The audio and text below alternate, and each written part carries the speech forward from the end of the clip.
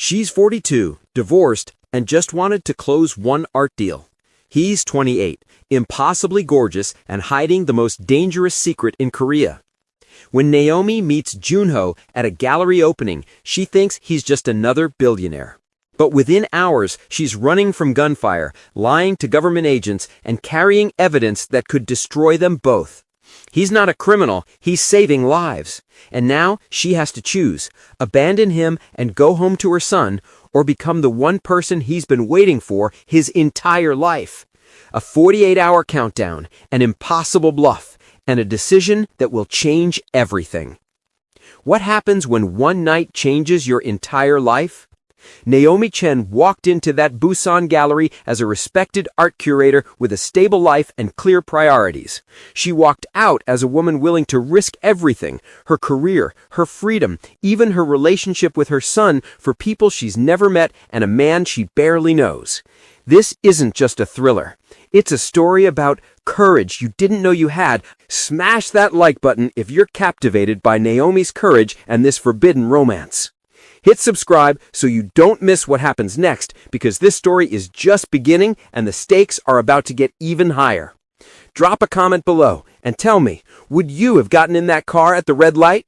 Are you team run? Naomi Chen's hands were shaking, and it had nothing to do with the champagne. She stood in the center of the Haeundae Gallery, surrounded by South Korea's wealthiest art collectors, and tried to remember how to breathe normally. 42 years old, divorced, mother of a teenage son back in Atlanta, and she was about to close the biggest deal of her career. The Ming Dynasty Jade collection her firm had been pursuing for 3 years was finally within reach. Miss Chen, the ambassador is ready to discuss terms. Her business partner Kendra appeared at her elbow, eyes bright with excitement. This is it. We're actually going to pull this off. Naomi smoothed down her emerald silk dress, the one she'd splurged on specifically for tonight, and followed Kendra toward the private viewing room. The Busan gallery was stunning, all floor-to-ceiling windows overlooking the ocean, modern minimalism mixed with traditional Korean aesthetics. She'd been in Korea for 5 days now, and every single one had been a whirlwind of negotiations, cultural nuances she was still learning to navigate, and very little sleep. What she didn't expect was to walk into the viewing room and find it completely empty except for one man. He stood with his back to her, hands clasped behind him, staring at a Tang Dynasty painting that wasn't even part of tonight's collection. Young, she could tell from his posture, dressed in a perfectly tailored charcoal suit that probably cost more than her monthly mortgage. When he turned around, Naomi forgot every professional thing she was about to say. He couldn't have been older than 30, with the kind of face that belonged in films. Sharp jawline, intense dark eyes that seemed to look straight through her, and an expression that made her stomach tighten with something she hadn't felt in years. He was beautiful in a way that felt almost dangerous. Miss Chen. His English was flawless, his voice low and measured. I've been waiting to meet you. I'm sorry, I think there's been some confusion. We're supposed to be meeting with Ambassador Kwan about the Jade collection. The ambassador was called away, a family emergency. I'm here in his place. My name is Junho Park. I'm the one who's actually purchasing the collection. Kendra's breath hitched. Junho Park? As in, Park Technologies? The AI company that just... Yes. He didn't take his eyes off Naomi. That one. Naomi's mind was racing. Park Technologies is worth billions. They've revolutionized facial recognition software, developed proprietary algorithms for governments worldwide, and their CEO is notoriously private. She'd seen maybe 2 photos of him total, both from a distance at tech conferences, and he was standing right in front of her, looking at her like she was more interesting than the priceless art surrounding them. Miss Chen, it's an honor. Naomi extended her hand, slipping into professional mode even though her heart was pounding. I have to say I'm surprised. The ambassador led us to believe he was the primary buyer. I prefer to work through intermediaries. Privacy is important in my line of work. I understand completely. Naomi pulled her hand back, trying to ignore the way her pulse was racing. Should we discuss the terms? Actually, I'd like to propose something different. Junho moved to the window, gesturing for her to join him.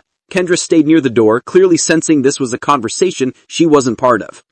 The Jade collection is beautiful, but it's not what I'm really interested in. Naomi's stomach dropped.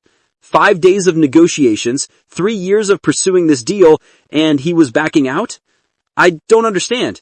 Your representative said, I'll buy the collection, Junho interrupted smoothly. Full asking price, no negotiations. But I want something else as well. What else? You. He turned to face her, and the expression in his eyes made her knees weak. I want you to personally curate a private collection for me. 6 months. I'll triple your current salary, cover all expenses, and you'll have unlimited budget to acquire pieces for a new museum I'm opening. Naomi stared at him. That's incredibly generous, but I have commitments back home. My son, my firm. Bring your son. I'll arrange for the best international school in Seoul. Your firm will be compensated for your time. Miss Chen, I don't make offers like this lightly. I've been following your career for 2 years.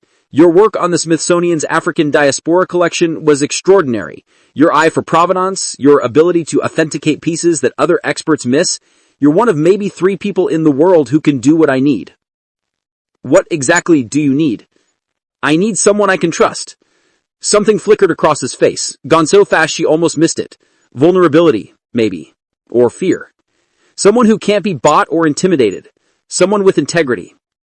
The way he said it sent a chill down her spine. Mr. Park, what kind of collection are you building?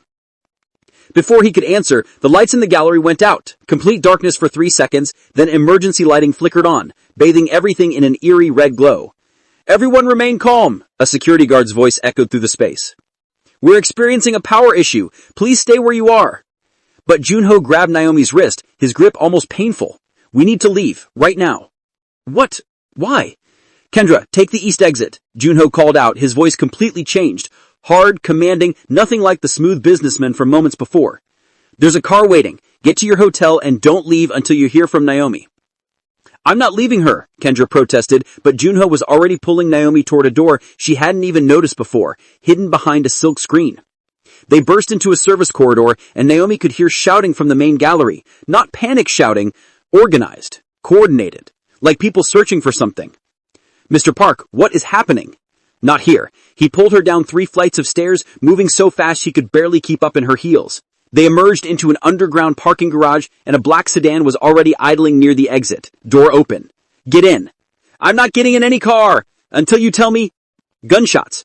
3 sharp cracks that echoed through the concrete space. Naomi screamed, and Junho shoved her into the back seat, throwing himself in after her. The car peeled out before the door was even fully closed. Naomi's entire body was shaking. Were those gunshots? Junho was staring out the back window, his jaw clenched. Yes. Why would someone be shooting at an art gallery? He turned to look at her, and the expression on his face made her blood run cold. They weren't shooting at the gallery, Miss Chen. They were shooting at me. The car took a sharp turn, throwing Naomi against the door. She scrambled to put on her seatbelt, her mind refusing to process what was happening. This was supposed to be a business dinner, a professional negotiation, not whatever this was. I need you to listen very carefully, Junho said, his voice deadly calm. In about 30 seconds, you're going to have a choice to make. I can have my driver take you to your hotel, you can pack your things, and you can be on a flight back to Atlanta by morning.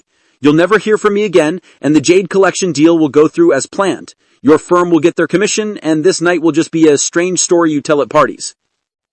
Or, Naomi's voice was barely a whisper, or you can come with me, and I'll tell you the truth about who I am and what I'm really doing in Korea. His eyes locked on hers. But if you choose that, Miss Chen, there's no going back. Your life will never be the same. The car slowed at a red light, idling at an intersection. To the left, Naomi could see the lights of her hotel just 3 blocks away. Safe, normal, everything she knew. Junho's hand was on the door handle, ready to open it if she wanted out. 30 seconds, he said quietly.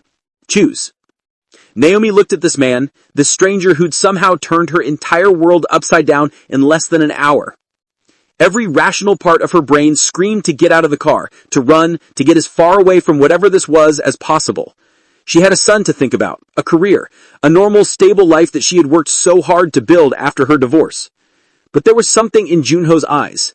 Something that called to a part of her that she'd buried years ago, the part that used to crave adventure and mystery and risk before life had beaten it out of her. I want the truth, she heard herself say. The light turned green.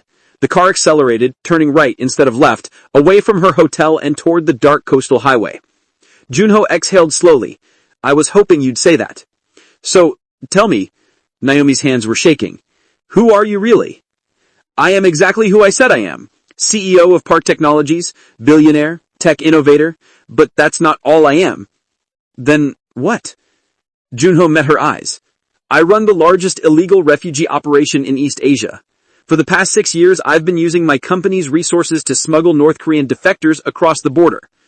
The facial recognition software, the AI algorithms, the government contracts, all of it is cover for moving people who would be executed if they stayed. Naomi's mouth dried. That's espionage. That's treason. You could be executed. Yes. His voice didn't waver. If the South Korean government finds out, I'll be arrested for violating national security law. If the North Korean government finds out, they'll kill me and everyone I've ever helped. And if the Chinese government finds out, let's just say there are a lot of people who want me dead. Then why are you telling me this? Why drag me into this? Because 3 hours ago, someone leaked classified information about my operation. Someone inside my organization betrayed me, and now everyone's looking for proof, physical evidence that connects me to the defectors. What kind of evidence? Art. He smiled, But it was bitter. I've been using art purchases to move money. Fake provenances, inflated auction prices, shell companies buying collections that don't exist. It's the perfect money laundering scheme. Except I'm not laundering money for profit. I'm funding safe houses, forged documents, bribes for border guards. Every jade sculpture, every Tang Dynasty painting, it's all cover for saving lives. Naomi's head was spinning. And you need me too. I need you to help me hide the evidence before the National Intelligence Service finds it. You're one of the few people in the world who can authenticate provenance documents, who knows how to trace ownership through shell companies. Junho leaned closer. I need someone I can trust, who isn't already compromised, someone they won't suspect. This is insane. Naomi pressed her hands against her temples. I have a son. I have a life. I can't become an international fugitive because you won't. His hand covered hers warm and steady. If we do this right, no one will ever know you were involved. But if we don't do it at all, 63 people currently hiding in safe houses across Korea will be sent back across the border. And they'll all die, Miss Chen. Every single one of them. The car pulled off the highway onto a narrow coastal road. In the distance, Naomi could see lights on the water. A boat, maybe, or a small island. Where are we going? She asked. Somewhere safe. Somewhere we can figure out our next move. Junho's thumb brushed across her knuckles, and Naomi realized he was still holding her hand. I know this is overwhelming. I know I'm asking the impossible, but I saw something in you tonight. The way you looked at that Tang painting, like you could see the story behind it, like you understood that art isn't just objects, it's people's lives in histories and survival. That's a hell of a manipulation tactic, Naomi said, but her voice was shaky. It's not manipulation if it's true. He smiled, and for the first time it reached his eyes. I've been alone in this for 6 years, Miss Chen, building a double life, lying to everyone I know, watching my back every second. And then I saw you tonight and I thought, maybe I don't have to be alone anymore. The car stopped. They'd arrived at a private dock and a sleek yacht was waiting, lights glowing against the dark water. Naomi looked at Junho, really looked at him, 28 years old and carrying the weight of dozens of lives on his shoulders, playing a game where one wrong move meant death. And somehow, in the space of an hour, he'd decided to trust her with everything. She should run, should scream, should call the police and get as far away from this as possible. Instead, she squeezed his hand. Tell me everything. The yacht cut through dark water, leaving Busan's lights behind like dying stars. Naomi stood on the deck, the wind whipping her hair, and tried to make sense of the last 2 hours of her life. Below deck, Junho was on his phone, speaking rapid Korean to someone who was clearly panicking. She caught words here and there, her limited Korean picking up border, compromised, and 24 hours. 24 hours until what? She didn't want to know. Here, a young woman appeared at her elbow, holding out a thick sweater. You'll freeze in that dress. I'm Hana, by the way. I work with Junho. Naomi took the sweater gratefully, pulling it on over her silk dress. Work with him in tech, or work with him in the other thing? Hana smiled. The other thing. I coordinate safe houses in Seoul, make sure people have food, medical care, documents. She leaned against the railing. You're handling this better than most people would.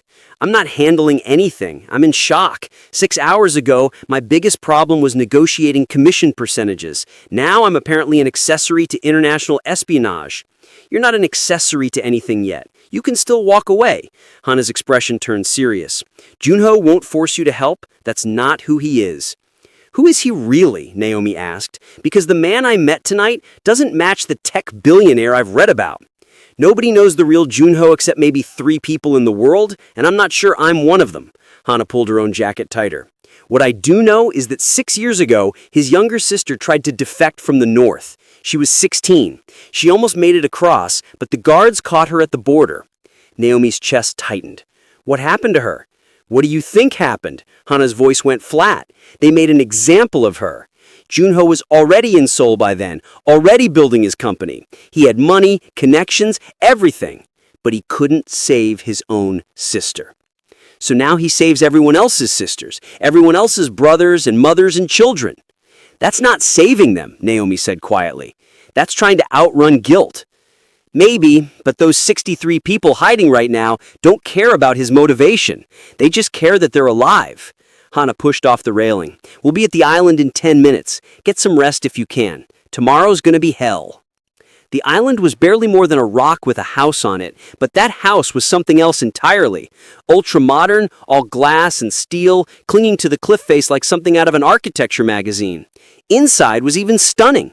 Minimalist furniture, original artwork that made my curator brain short-circuit, and technology that looked about 10 years ahead of anything she'd seen. "This is your safe house?" Naomi asked as Junho led her through the main living area. "One of them. I have 3 scattered along the coast. This one's the most secure." He gestured to a room off the main corridor. "You can sleep there. There are clothes in the closet that should fit you. We'll talk strategy in the morning." "I'm not sleeping," Naomi crossed her arms. "You said you'd tell me everything. So tell me, what evidence are they looking for? What exactly do I need to help you hide?" Junho studied her for a long moment, then nodded. "Come with me." He led her down a spiral staircase she hadn't noticed before, hidden behind a bookshelf. They descended 2 stories underground into a room that looked like a combination between a server farm and an art vault. Screens covered one wall, showing security feeds from what looked like a dozen different locations. The other walls were lined with climate-controlled cases holding artwork, documents, and hard drives. "This is everything," Junho said quietly. 6 years of operation. Every person I've moved, every bribe I've paid, every forged document and fake provenance, all of it's here. Naomi moved closer to the cases, her professional eye automatically cataloging what she saw. Ming Dynasty ceramics, Joseon Dynasty paintings, modern pieces from Korean artists who defected, and folders, dozens of folders, filled with authentication documents that she immediately recognized as forgeries. "You've been creating fake art histories," she breathed, "taking real pieces and giving them false ownership records to justify the money transfers." "That's exactly right. The National Intelligence Service knows someone's been moving refugees, but they can't prove it's me without connecting the money trail. And the money trail runs through shell companies buying art that technically exists, but has completely fabricated provenance." Junho pulled out one of the folders. This Tang Dynasty sculpture was supposedly sold at auction in Hong Kong for $3 million, except the auction never happened. That $3 million went to bribing Chinese border guards. And if investigators authenticate the provenance, they'll know it's fake. Naomi flipped through the documents, her heart sinking. "Junho, this is sophisticated, but it's not perfect. Any decent forensic art historian could tear these apart in days." "I know. That's why I need you." He moved closer, close enough that she could smell his cologne, something expensive and understated. "The NIS has a specialist coming in from Interpol. She's supposed to arrive in Seoul in 48 hours. Once she starts examining the documents, we have maybe a week before she unravels everything." "So what's the plan? We can't just destroy them all. That's evidence destruction, which is its own crime." "We don't destroy it, we legitimize it." Junho's eyes were intense. "We take these forgeries and we make them real. We backdate ownership records, create paper trails that can't be disputed, and maybe even move some pieces through actual auctions to establish genuine provenance. It'll take time and expertise I don't have. But I do." Naomi's mind was already racing through possibilities. "I'd need access to auction house records, museum databases, private collection inventories, and I'd need to work fast. I can get you anything you need. Money, access, connections, name it." His hand touched her arm, gentle but urgent. "Naomi, I know we just met. I know this is insane, but those 63 people have maybe 72 hours before the NIS raids the safe houses. After that, they'll be deported, and you know what happens then." She did know. She'd read the reports, seen the testimonies. North Korean defectors who were sent back faced torture, imprisonment, execution. Sometimes their entire families were punished. It was unconscionable, inhumane, and apparently she was now involved in trying to prevent it. I need to call my son, Naomi said finally. I need to tell him I'm extending my trip. Of course. There's a secure line upstairs. Junho's relief was visible.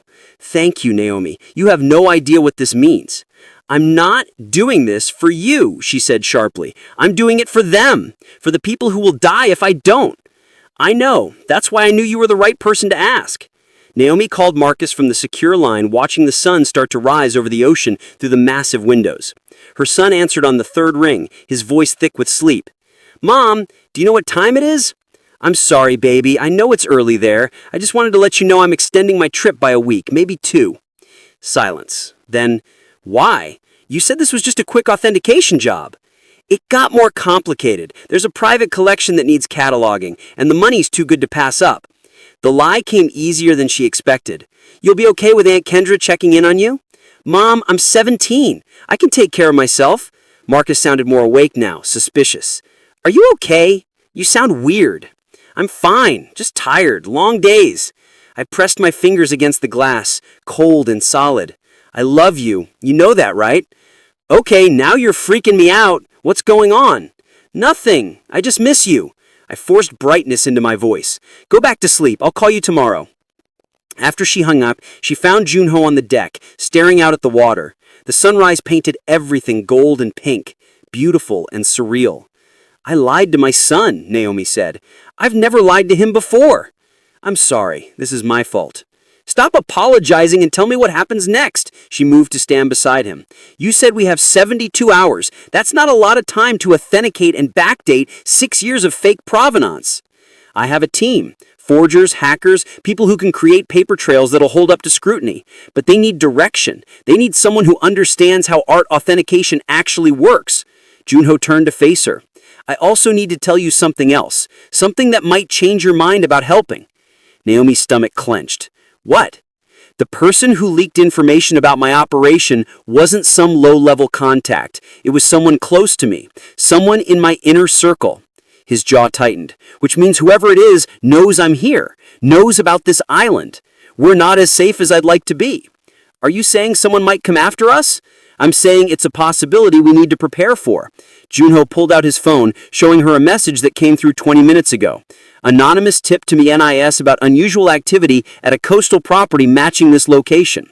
They'll probably send someone to investigate within 24 hours. Then we need to leave. Naomi's heart was racing again. We need to get back to the mainland and go where? My apartment's being watched? My office is compromised? Every property I own is probably flagged by now. He pocketed the phone. No, we stay here and we work fast. We authenticate as much as we can in the next 18 hours, then we move the evidence somewhere the NIS won't think to look. Where? Junho smiled, and it was sharp. In plain sight. The one place they'd never suspect. Before Naomi could ask what he meant, Hana burst onto the deck, her face pale. We have a problem, a big one. What is it? One of the safe houses in Seoul was just raided. They took everyone inside into custody. Hannah's hands were shaking. 15 people, including 4 children. They're being processed for deportation right now. The words hit Naomi like a physical blow. 4 children, kids who'd risk everything to escape, who'd survived crossing one of the most militarized borders in the world, only to be caught and sent back. Can we do anything? Naomi asked. Lawyers? Bribes? Deportation orders go through in 48 hours unless we can prove their asylum claims are legitimate, which we can't do without exposing the entire operation. Junho's voice was hollow. They're gone. There's nothing we can do. There's always something we can do, Naomi grabbed his arm. You said you have connections, politicians, judges. Use them. If I use them, I expose myself, and then the other 48 people still in hiding get caught too. He pulled away from her grip. This is what I deal with every day, Naomi. Impossible choices, no good options. Just picking which tragedy I can live with. Then pick the one where we save those kids. Her voice came out fiercer than she intended. Pick the one where we fight. Junho looked at her, really looked at her, and something shifted in his expression. You mean that? Of course I mean that. What did you think? I'd help you hide evidence and then just shrug when actual people get hurt? Naomi felt anger rising in her chest. You brought me into this. You told me about those 63 people. You made me care. So now I care and I'm not walking away. For a moment, she thought he might argue. Instead, he pulled her into a hug so sudden and fierce it knocked the breath from her lungs. She stood there, shocked, feeling his heart racing against her chest. "Thank you," he whispered into her hair. "Thank you." Naomi's arms came up slowly, wrapping around his back. He was shaking, she realized. This powerful, dangerous man who ran a tech empire and an underground railroad was shaking in her arms. "We'll figure this out," she said, even though she had no idea if that was true. "We'll save them." Hana cleared her throat. "I hate to interrupt, but we have another problem. The NIS specialist, the one who's supposed to arrive in 48 hours? What about her?" Junho pulled back from Naomi, but kept one hand on her waist. "She's already here. Landed in Seoul 3 hours ago, and according to my contact at the airport, she's not just any forensic art historian. She's the best in the world. If anyone can unravel your provenance forgeries, it's her." "Who is she?" Naomi asked. Hana pulled up a photo on her phone. "A woman in her 50s, sharp-eyed and severe. Dr. Elisa Krantz, German, worked for Interpol for 20 years. She's authenticated artwork connected to Nazi looting, cartel money laundering, terrorist financing. She's a legend." Naomi's blood went cold. She knew that name, knew that reputation. "I've read her papers. She's brilliant, and she's absolutely relentless." "Then we're out of time," Junho's jaw set. "Naomi, I need you to do the impossible. I need you to create provenance documentation that can fool the best forensic art historian in the world." "That's not possible. She'll see through anything I create." "Then don't create something new." His eyes locked on hers. "Create something so close to real that even she can't tell the difference." Naomi's mind raced. It was insane. It was impossible. It was also the only option they had. "I'll need coffee, a lot of coffee, and access to every database and archive you can hack into." Junho smiled, and despite everything, Naomi felt her stomach flip. "I can do that." "Then let's get to work." She headed for the stairs, then paused. "Junho, those kids in custody, we're not giving up on them." "No, we're not." But as Naomi descended into the underground vault, she couldn't shake the feeling that they were racing towards something terrible, something that would force her to choose between her principles and her survival. And she had no idea which one she'd pick.